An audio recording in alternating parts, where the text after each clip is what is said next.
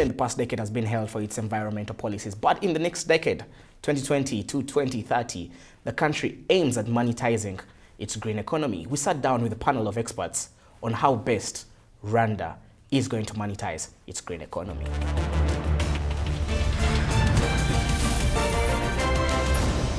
They say the green economy has the potential, and that's the International Labour Organization, to create 60 million jobs by 2030. Now, Africa's unemployment rate, and why do I say Africa? Because we are the continent most affected by things like climate change right now. The unemployment rate in Africa stands at 23%. Just to dive a little bit deeper into that, to see the magnitude of this issue, a country like Senegal, which has one of the highest literacy rates on the continent, suffers with 48% of unemployment rate. Let's meditate on that. And as we meditate, allow me to introduce our panelists. Looking back at that statistic of needing to create and the potential of 20 million jobs by 2030 that are needed in Africa, in us to shift to a green economy, we are making sacrifices as well as a continent. What are the opportunities in the green economy? Part of my day-to-day activities actually is to lead the green agenda, the green economy agenda for government of Rwanda. And beyond public sector, we also mainstream climate resilience within the private sector. Part of the mainstreaming of climate resilience within private sector is really to align climate resilience strategy and economic development. And by economic development, we have our NST, our next vision for 2050, whereby we identify key sectors and key sectors that are meant to be drivers of economic growth.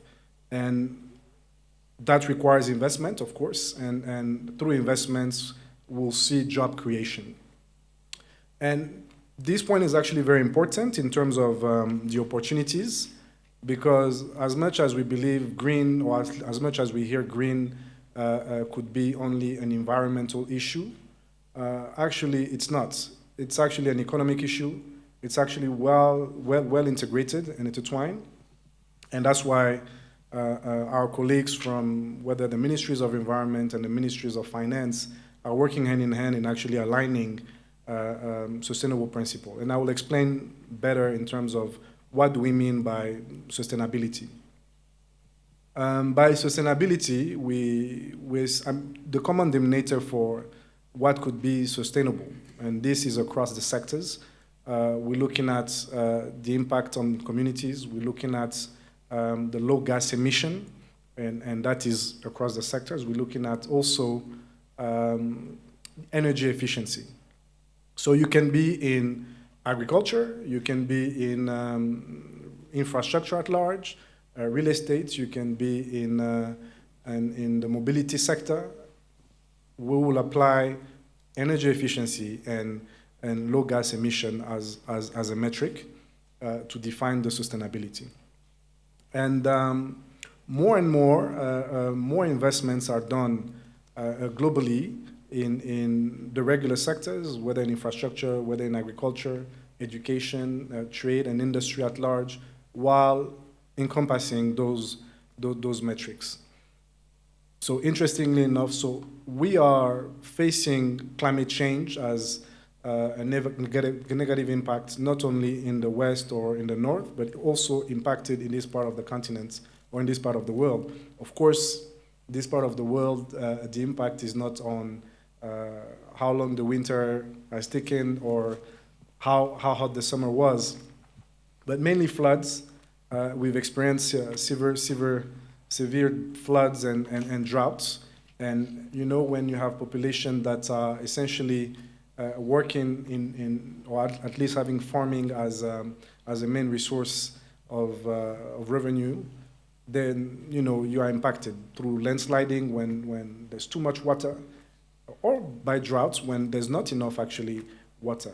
That's an example, for instance, in the agriculture, where actually a good percentage, close to 90% of our population, is actually employed by this sector. And this is to say that even if we're trying to industrialize the agriculture sector, clearly the climate change still remains a negative impact on that sector. So we have various opportunities at large, whether in smart agriculture, whether in green infrastructure. By green infrastructure, it actually reminds me on one of our big flagship projects. Currently, it's the Green City in the suburbs of Kigali, in Kininia particularly, whereby we have 600 hectares of land, which we want to transform it into a green city, which will guide secondary cities in our countries. So basically, you'll have e-mobility to be considered. So all your fossil fuels car, the regular cars, will be parked outside. Once you get into the green city, you'll have to use electric car, electric bus, or e-karting. So basically powered by electricity or solar, depending on the charging station. The waste management treatment, the system on waste management will be also matching the sustainable principles, water reuse system. The equipment actually to build your house will actually match all the sustainable principles and the circular economy. So that is one opportunity, especially in the infrastructure side. But what I like really about the infrastructure side is it really encompasses all the subsectors, whether in water treatments, whether in energy generation, e-mobility. 2 weeks ago, we just launched, or at least not us, but we as government were part of the launching of the first electric cars by Volkswagen. E-mobility is another sector that is growing. Thank you very much there, Hubert. I feel like you can go on and on. Mm-hmm. Yeah, but we'll come back to you. I want to go to you, Olivier. He has mentioned some opportunities. You're a manager of an environment serve company.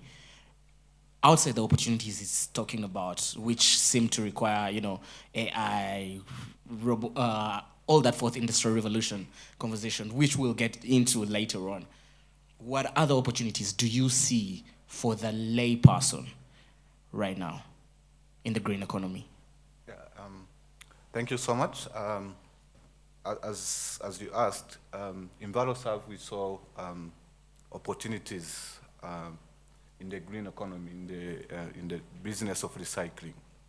So we are a private company. We operate one of the modern and state-of-art recycling facility in Africa. We focus on electronic waste recycling. For you to understand, when we talk about electronic waste, we talk about end-of-life or unfunctional or broken electrical equipment, the phones, the computers, the printers, and so on. So, with the growth of ICT, the rapid penetration of phones, we saw it. We saw that there is an opportunity for looking at the end of life. So, what happens when your phone is no longer working? What happens when your computer is no longer working? So that's where we see we see opportunities. So for the information of young people in this room, e-waste is the fastest growing stream of waste worldwide.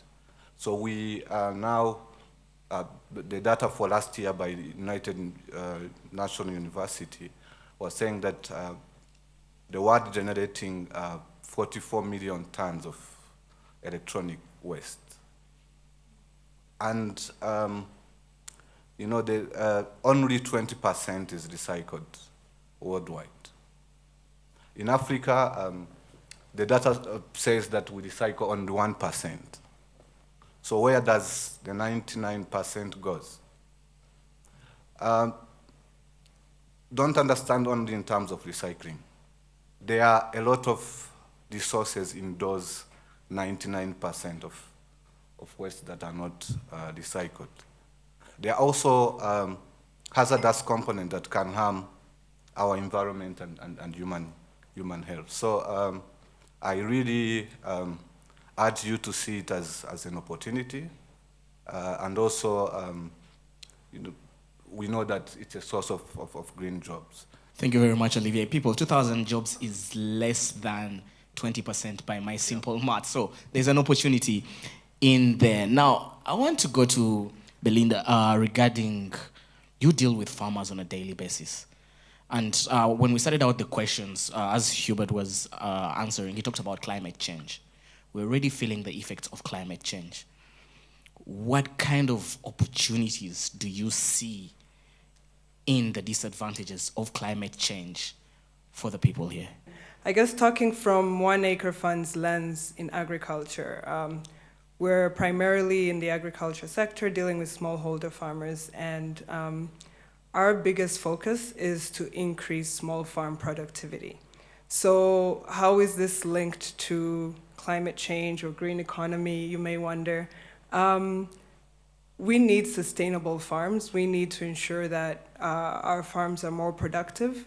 If I highlight some key statistics in Rwanda or even on the continent at large, you'll realize what opportunities we have here. So agriculture in Rwanda employs 70% of the workforce. And I'll get to your question, but I just want to emphasize where the opportunity is here. Africa at large will employ half of the youth, which is approximately 400 million youth across the continent. So, and this will be more than all other professions combined. So agriculture is really critical. And we need to ensure that we have sustainable agriculture. And that's where we see the constraints of climate change and all the challenges that we're currently facing and how we're looking to address this. We think the key solution is to increase small farm productivity. And what I mean by that is just basic productivity factors. So using improved seed, microdosing of fertilizer, training in good agricultural practices. That basic formula will increase the yield, will ensure that soil is healthy, will ensure sustainability of our soil and our agriculture. So this talks to also varieties, food crop varieties, that we emphasize on varieties that are drought resistant or can withstand pest and disease. So those are some of the interventions that we have that would talk to things that would kind of affect us through climate change or bad soil. If you look at the topography of Rwanda, for example, we have small land sizes. So another thing that we're really focused on in One Acre Fund is how do we increase yield using our small land sizes. So it's more than crucial for us, and the land is also very acidic. So how do we improve soil health while increasing harvest and yield? So we use a lot of, like I said, training practices to ensure that there's good agricultural practices, using compost, using fertilizer to improve your soil health, using good varieties. And this we see using these modern practices results in 30% increase in yield compared to if you're using traditional methods. And to highlight the opportunity we still have there is 70% of our farmers are still using traditional methods. So there's a lot of room for improvement. There's a lot of room to combat the challenges we have with our small land sizes and soil acidity. The other kind of opportunity that we're very engaged in is trees. Trees improve your soil health, prevent against soil erosion. We recently partnered with government to distribute 10 million trees across the country.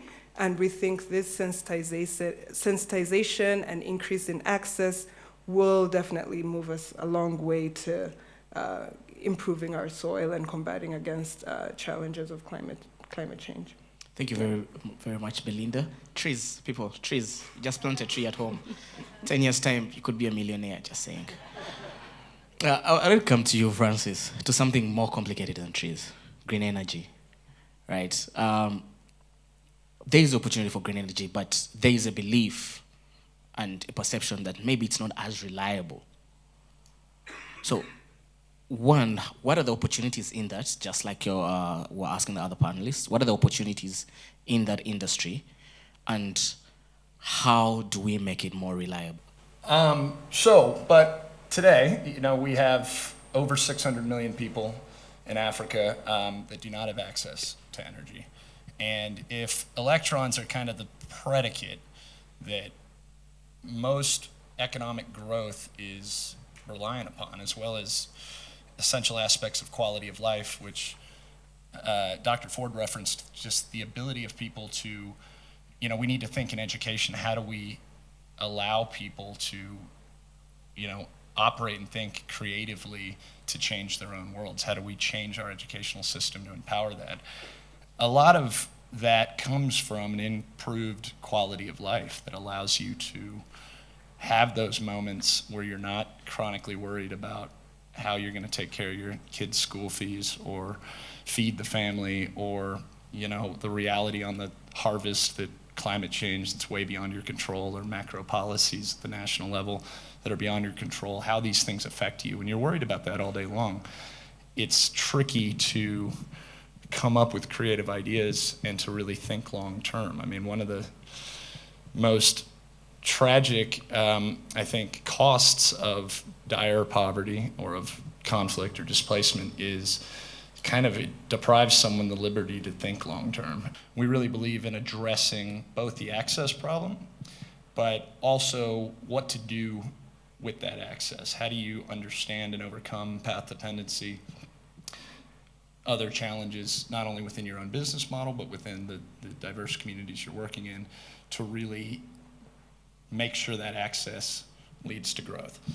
And so that's where capacity building, partnerships, and our focus on productive use comes in. One of the interesting things about working in remote off-grid communities is you realize how expensive it is to be poor. You pay a lot more for basic commodities and services compared to your wealthier counterparts and citizens living in urban environments. And so why is that? There's a built-in logistical cost to bringing in essential commodities. You're subject to cartel and monopolistic influences, potentially a limited number of suppliers that'll serve your needs. And so one of the things we focus on is when we're looking to bring access to a community is what are the existing gaps in the agro-processing value chain in that particular community. There's a lot of places all over Africa where all kinds of grain is being grown, yet flour is imported every day, or animal feed is imported every day. There's fishing communities all over Africa where ice is imported from the mainland. And so we look at, if we build an energy project and bring in the productive machinery to harness that energy and essentially de-risk the investment from the outset by kind of serving as our own primary anchor load off-taker, can we produce commodities that are imported today, which we can quantify precisely, not only in terms of the amount, but also what they cost? What's the price point we can produce them at locally, using clean energy, producing positive, offsets like clean water in the case of ice, which is one of our big ones. And what's the price point? And sure enough, we can often undercut the market as it exists today by 40 or 50%, making it locally, creating local jobs, allowing immediate savings to then be reinvested in things like education and in immediately exploiting the newly affordable energy. Now, to speak to the access, or to speak to the reliability of clean energy compared to, or to mini grids compared to the traditional grid and compared to traditional forms of the energy sources that the world has relied upon. I mean, first of all, we don't really have a choice at the end of the day. If you look at the trajectory of what we're doing to this planet and how fast we're doing it, and how many more of us there's going to be here contributing to that problem in what I would argue is the very, very immediate future. And so it's the right thing to do one way or the other. Now, to argue the economics, here today we're talking about creating jobs within the green economy, human capital. If you think about the fastest way to immediately harness something that in many parts of Africa, The potential exists for days, either from solar irradiation or, in the case of Rwanda, Uganda, this Great Lakes region, Congo, hydrology, just immense hydro potential. I mean, we are much, much more technically able, and I would argue much more financially able in terms of total costs, to extend immediate access through small renewable projects today, and it's only getting cheaper. I mean, CapEx in the renewable sector is plummeting compared to other technologies. It decreased much faster than most economists and most industry analysts 10, 20 years ago predicted it would.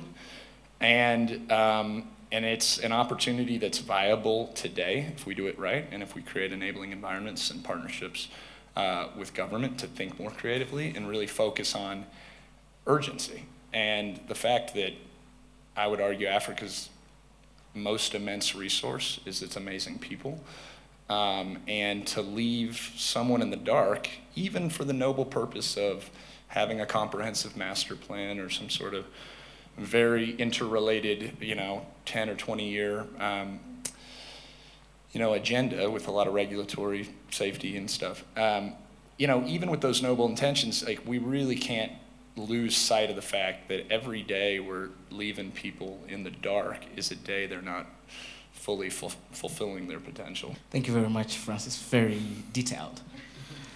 I wanted to come to you, Mr. Jean-Claude, regarding you deal with students on a daily basis. They have talked about the challenges of skill sets when it comes to the students, but at the rate at which we are moving, there is a need to reskill so many people. We're talking about a need to reskill, at least going by the World Economic Forum, 60% of the current labor force needs to be reskilled by 2034.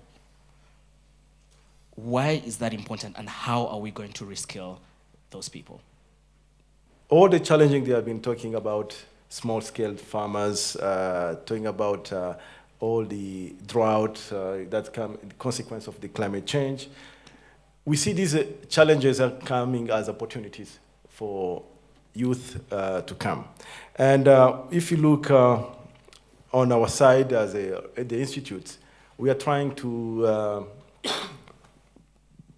educate new generation of innovators in agriculture, also making sure that they have skills that they will help them to cope up with these challenges. The first thing we are looking at, they have like entrepreneurial skills. We teach them to have leadership skills, also communication skills, and also being, in the beginning, in the previous panel, being a critical thinker. And if you look around, all the challenges that they're talking about, we want to focus on conservation agriculture and using the One Health approach. What's conservation agriculture? Yes, thanks. The conservation agriculture, I'll try to make it simple. It's using 3 principles. The first one is no or minimum tilling, or you use crop rotation, or maximum soil coverage.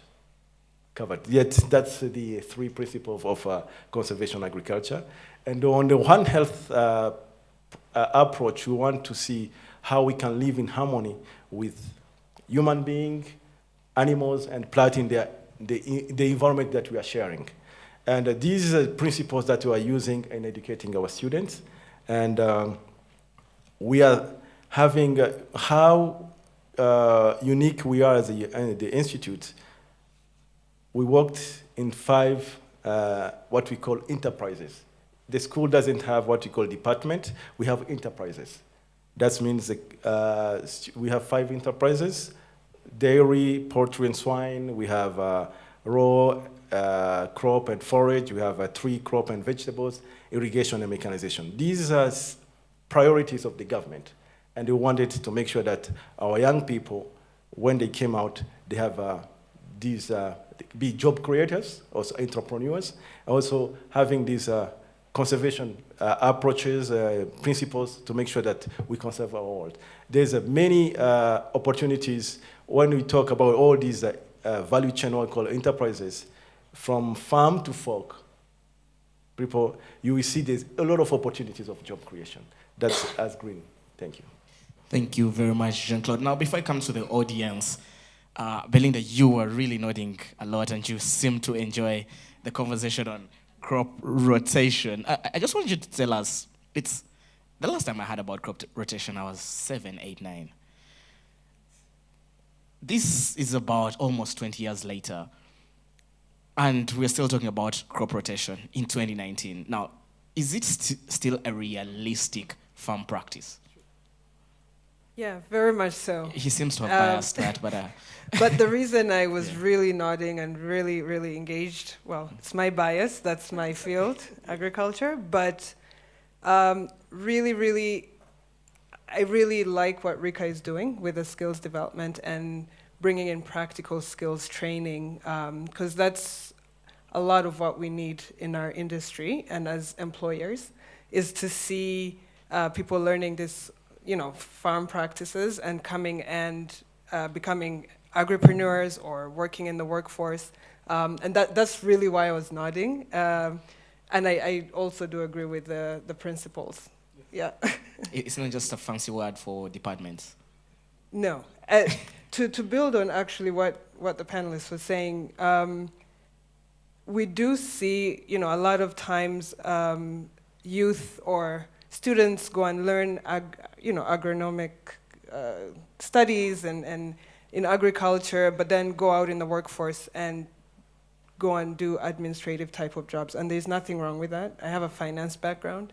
But we really need to see more agronomists, more agripreneurs, more people in the ag sector doing directly ag-related activities. And it's not just production, but there's so many knock-on value chain jobs that I think can benefit from like practical skills training, which we are also very fond of within One Acre Fund to build that. But I won't get into too much detail. Thank you very much. And that's going to bring us to the end of our discussion. The takeaways, on a personal note, it's a 44 million industry, that's the green economy. Shape up or ship out. Efficiency, as you guys noticed, and guys, agriculture is still sexy.